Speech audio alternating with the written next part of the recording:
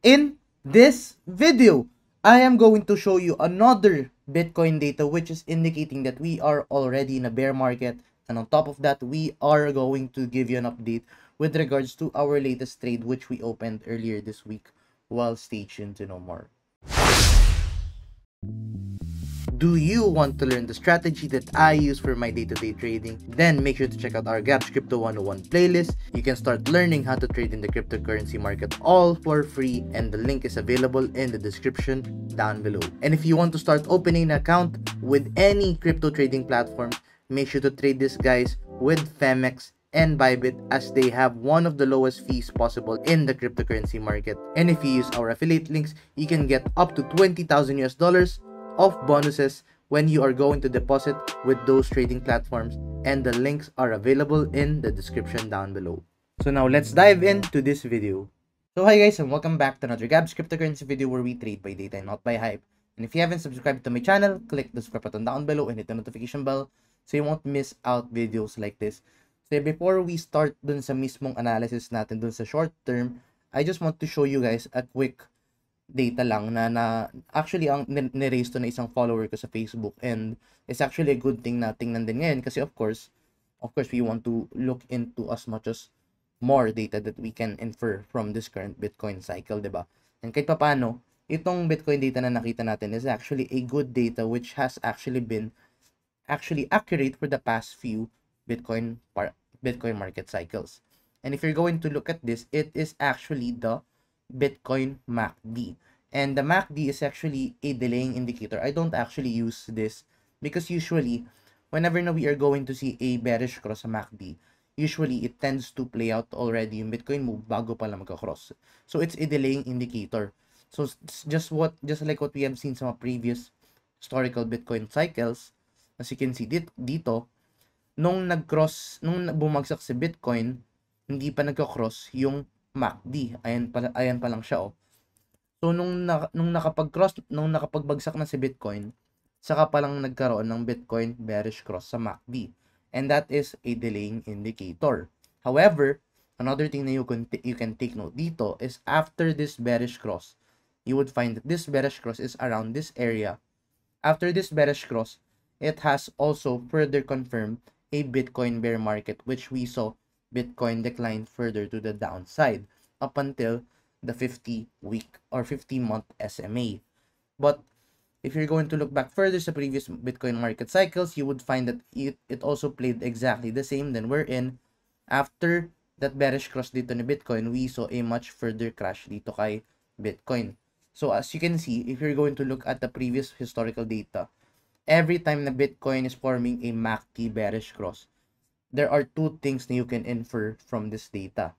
Number one, nag-start na bumagsak yung Bitcoin, kaya nag-form na siya ng bearish cross. And number two, it is indicating na magkakaroon pa na mas malaking crash sa crypto market.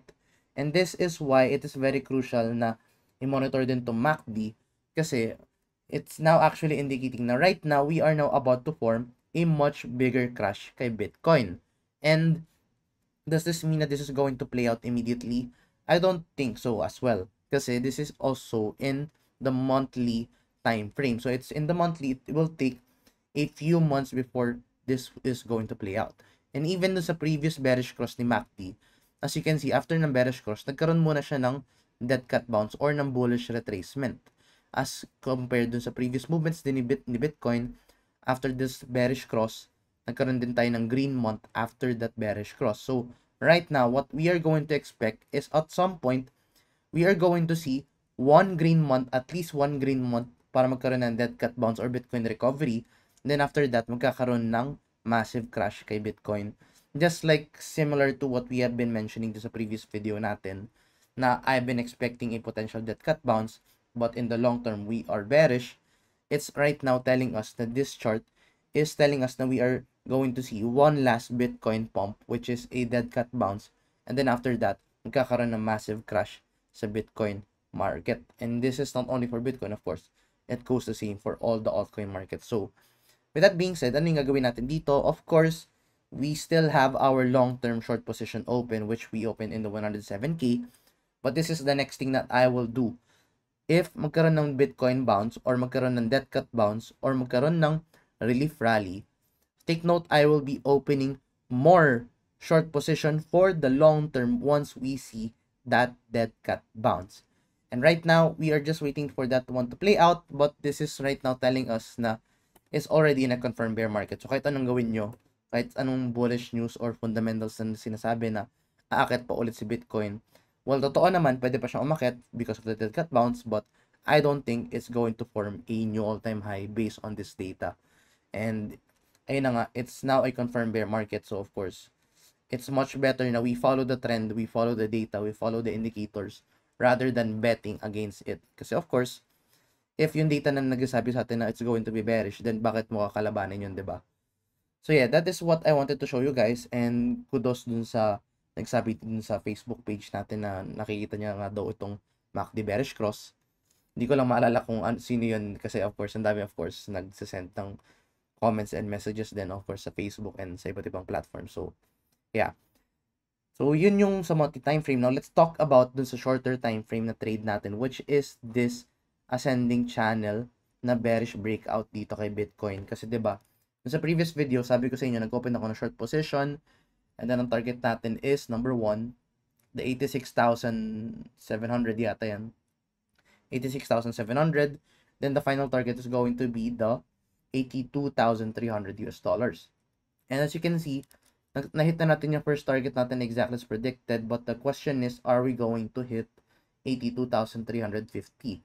So right now, as you can see, we saw a massive sell volume dito following that bearish breakout, and then as you can see, we saw another sell volume then dito following another red candle dito. So it's right now actually forming a resistance area dito around siguro the 87,000 US dollars. And if we want to see Bitcoin to continue to the downside, if you're going to look at the RSI, may room pa siya to form that one last push to the downside kasi wala pa tayong nakikitang kahit anong bearish wala pa tayong nakikitang bullish reversal signs dito kay Bitcoin. So in this case, what I'm expecting is somewhat of a one last push to the downside to the 82,300 US dollars. Then from there on, that is where are we going to take our final profit. So ayun guys, nag-take din ako ng partial profit around the 86,700 US dollars. And then, nag-take din ako ng isa pang profit around the 84,800. And then right now, ang ginawa ko ngayon guys, nag-open ako ng additional short position ko at the current price action ni Bitcoin. And I am going to target dito sa around the 82,000 US dollars, 82,300. And then yung initial ko na entry price, which is around the 90,000, sinet ko na yung stop loss ko, or hindi na siya stop loss, actually trail stop na siya at around the 87,800 US dollars. So andyan na yung aking current trail stop ngayon. Para if ever na let's say this is going to be a fake out, then masisecure natin yung capital natin. So right now, dun yung trail stop ko ngayon, and then my target for this final movement would be the 82,300. And take note, I am trading this guys kay Wix kasi of course, walang VPN dito. So lahat ng short-term trades, madali mag-trade dito kay Wix kasi wala kang restriction. And if you want to sign up dito kay Wix, make sure to use my sign up link, which you can find in the description down below. Meron dito ang dami kayo pwede makuha dito, like position airdrop, my 0 fees with quick buy, and of course, meron din kayo $50 US bonus if you're going to sign up with my sign up link, if you're going to deposit $100 US kay Wix. So take advantage of this guys kasi of course this is specifically for our platform and for our affiliate link only. So you can find the affiliate link guys in the description down below. But anyway, yun lang muna update natin for the time being. If you find this video useful and informative, please give this video a like. And I'll see you guys in the next video. Bye-bye for now.